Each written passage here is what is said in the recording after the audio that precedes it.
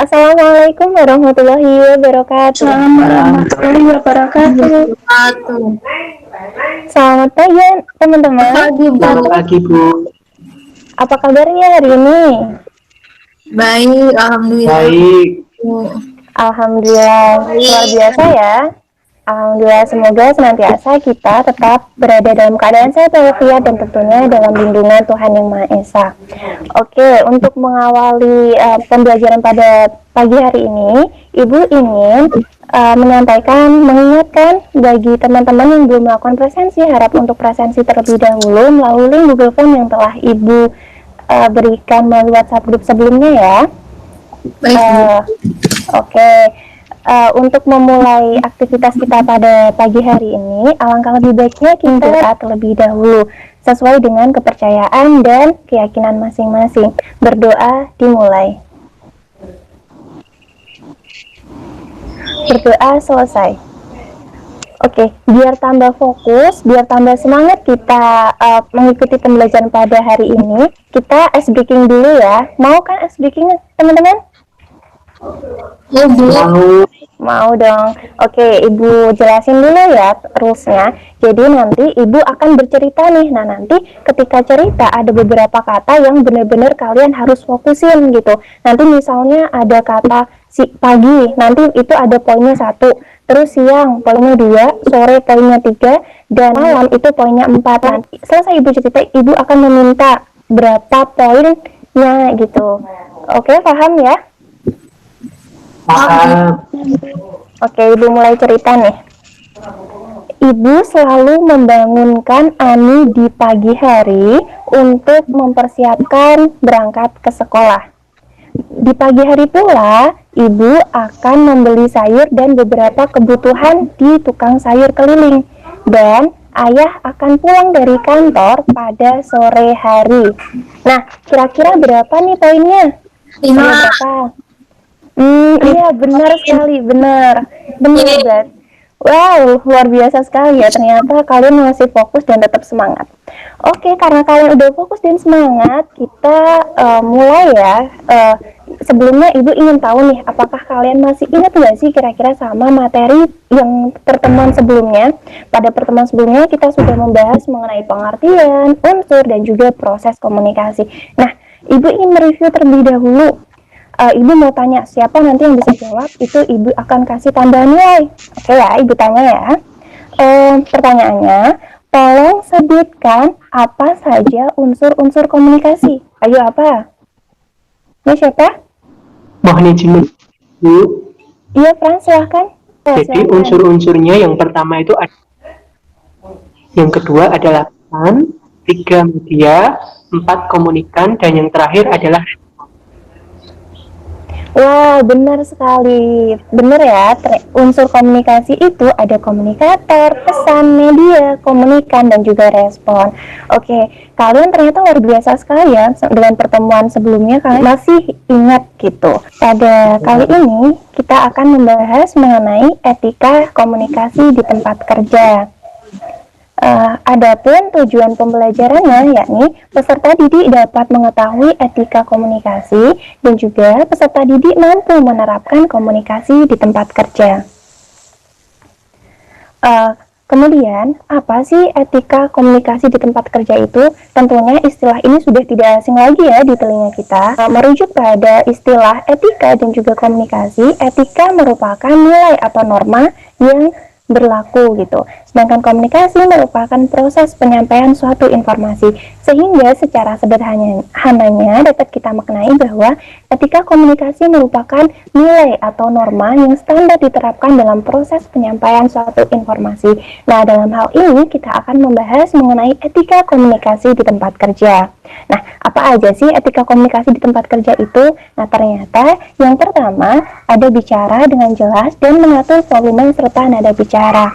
Nah, contohnya apabila kita dalam tempat kerja nanti dalam suatu kantor yang hening, kemudian kita menggunakan volume yang volume suara yang tinggi, sehingga ini akan mengganggu aktivitas karyawan lainnya tentunya. Begitupun sebaliknya apabila kita menggunakan volume yang rendah ketika rapat, sehingga argumentasi yang kita sampaikan tidak dapat terserap secara sempurna oleh peserta rapat lainnya. Kemudian etika yang selanjutnya yakni mendengarkan dengan baik dan perhatikan lawan bicara. Etika ini merupakan suatu etika yang harus diperhatikan ya, karena ini merupakan penghargaan kita kepada lawan bicara kita. Dengan demikian akan tercipta suasana proses penyampaian informasi yang lebih baik begitu. Kemudian etika yang selanjutnya yakni tidak menyela pembicaraan. Misalnya kita dalam suatu lingkup kantor sedang rapat, pimpinan atau peserta rapat lain sedang mengajukan suatu argumentasi, kita sebagai peserta rapat harus memperhatikan etika komunikasi ini dengan cara tidak menyela pembicaraan. Kita bisa menyampaikan argumentasi ketika peserta rapat lain atau seorang pimpinan sudah menyelesaikan pembicaraan atau menyelesaikan presentasi atau menyelesaikan argumentasi yang disampaikan, sehingga kita bisa menela atau meresponnya ketika moderator telah mempersilahkan kita. Begitu. Sejauh ini apakah ada yang ingin ditanyakan? Belum ada, Ibu. Oke. Karena belum ada, untuk lebih memahami materi ini, Ibu akan mengadakan simulasi praktik telepon. Ibu membutuhkan 5 partisipan untuk menjadi operator, bagian pengadaan, pimpinan, staf produksi, dan juga bagian marketing. Untuk operator, Ibu pengen yang memperagakan Rika. Rika siap ya, Rika? Ya, Bu. Oke, baik. Selanjutnya bagian pengadaan, Ibu ingin yang memperagakan Elva. Elva siap ya? Siap, Bu. Oke, luar biasa. Kemudian pimpinan, Ibu ingin yang mempraktikkan Franz. Franz siap ya? Siap, Ibu. Oke, selanjutnya staf produksi, Anggit, kamu bersedia? Siap, Ibu. Halo Anggit? Oke, siap. Dan kemudian yang terakhir nih, bagian marketing, nanti Ibu pengen yang memperagakan Erinda. Erinda siap ya?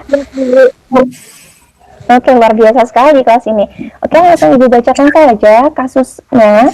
Nah, bagian pengadaan CV Usaha Jaya ingin bertemu dengan pimpinan CV Bumi Makmur melalui operator, kemudian dihubungkan oleh operator. Namun pimpinan tidak menghendaki dikarenakan ada rapat. Kemudian telepon disambungkan ke staf produksi. Adapun inti pembicaraannya, CV Usaha Jaya ingin melakukan komplain karena barang yang diterima dalam kondisi rusak. Adapun solusi yang ditawarkan, CV Bumi Makmur memberikan penawaran semua barang yang rusak ditarik kembali dengan ongkos kirim ditanggung CV Bumi Makmur, serta akan diganti dengan barang baru yang sejenis.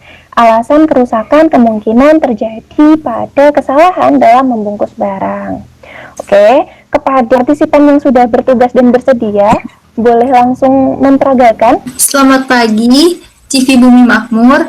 Dengan saya, Afifah Rika Hapsari. Ada yang bisa saya bantu? Selamat pagi, saya Elva Elviana dari bagian pengadaan CV Usaha Jaya ingin berbicara dengan pimpinan Anda mengenai kerusakan barang yang kami terima. Bisa disambungkan dengan beliau? Baik, Bu, akan saya sambungkan. Apakah Ibu dapat menunggu sebentar? Baik, Bu, akan saya tunggu. Selamat pagi, Pak Franz Eldion. Maaf mengganggu waktunya.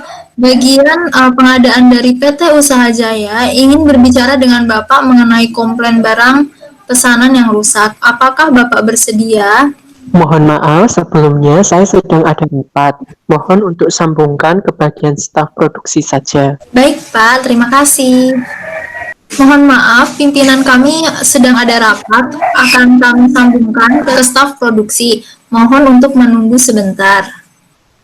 Selamat pagi, dengan bagian produksi, ada yang bisa saya bantu? Selamat pagi, saya dari bagian pengadaan PT Usaha Jaya ingin komplain mengenai kerusakan barang pesanan yang kami terima. Untuk sekali barang yang rusak, apakah dapat kami data terlebih dahulu?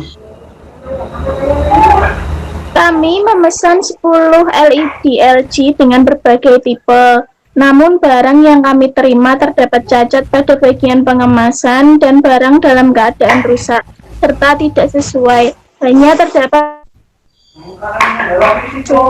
Baik Bu, kami mohon maaf atas kerusakan barang yang Ibu terima dari perusahaan kami. Ini akan kami lakukan ke bagian marketing dapat ditindaklanjuti. Selamat pagi, saya Linda Sari dari bagian marketing. Saya konfirmasi data kerusakan barang pesanan CV Usaha Jaya, yaitu 5 TV LED LG 43 inci tipe Trios bagian warna. benar. Sebagai tindak lanjut dari permasalahan tersebut, maka dan barang yang baru beserta biaya pengiriman barang keseluruhan ditanggung oleh kami. Kami atas nama CV Bumi Makmur mohon maaf atas kesalahan dan kelalaian yang terjadi. Mungkin ada hal lain yang bisa kami bantu. Sementara cukup itu dulu Ibu. Terima kasih. Selamat pagi. Selamat pagi. Wah, luar biasa sekali ya. Terima kasih kepada para partisipan yang telah memperagakan simulasi praktik telepon kita pada hari ini. Harapannya dengan demikian kita dapat memahami materi lebih mendalam mengenai etika komunikasi beserta penerapannya di tempat kerja nantinya. Oke, sebelum kita menutup pertemuan pada hari ini, Ibu ingin bertanya terkait materi. Apakah kalian benar-benar sudah paham atau belum terkait materi kita? Nanti Ibu menyediakan 2 pertanyaan. Pertanyaan yang pertama, karena hari ini bulan 12, tapi Ibu pengen yang menjawab absen nomor 10. Ya Anggit, siap ya Anggit? Untuk nomor 1 nanti dijawab ya. Siap Bu. Oke, untuk soal nomor 2, karena sekarang masih 2020, tapi Ibu ingin yang menjawab absen nomor 31. Elva bersedia ya? Siap Bu. Oke, langsung saja nih. Yuk, Anggit, jawab soal nomor 1. Yang bukan termasuk etika komunikasi ialah apa, ayo? C Bu, berdiri tegap. Oke, apakah C? Kita coba. Wah, benar, luar biasa. Berarti Anggit memang benar-benar paham ya. Lanjut nih untuk yang kedua. Soal nomor kedua, Elva jawab ya. Nih, Ibu bacakan. Mengatur volume serta nada bicara termasuk apa jawabannya? Oke Bu, etika komunikasi di tempat kerja. Oke, kita coba. Apakah benar? Kalau benar, kamu dapat poin 1000 nih. Wah, benar. Ternyata kalian luar biasa sekali ya.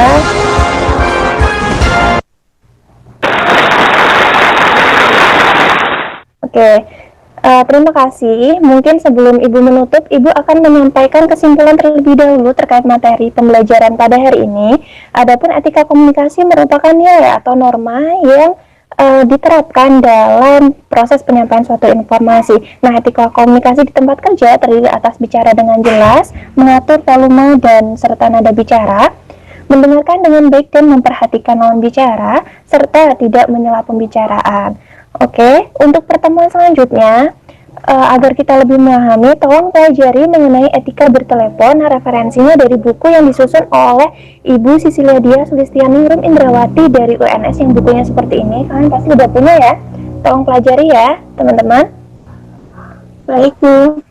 Oke, kemudian apabila ada yang ingin ditanyakan terkait materi hari ini, kalian bisa langsung saja menghubungi Ibu melalui personal chat atau melalui WhatsApp grup kita.